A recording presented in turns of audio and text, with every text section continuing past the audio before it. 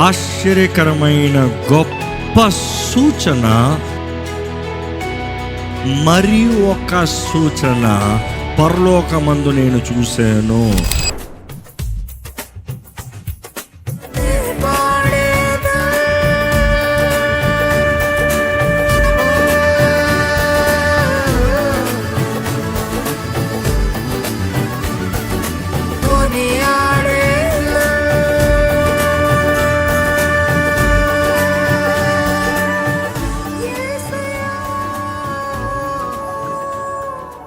ఆ సూచన అని చెప్పినప్పుడు ఇట్స్ అ డివైన్ సైన్. ఈరోజు మనం పరీక్షించుకోవాల్సింది, are we able to see the sign?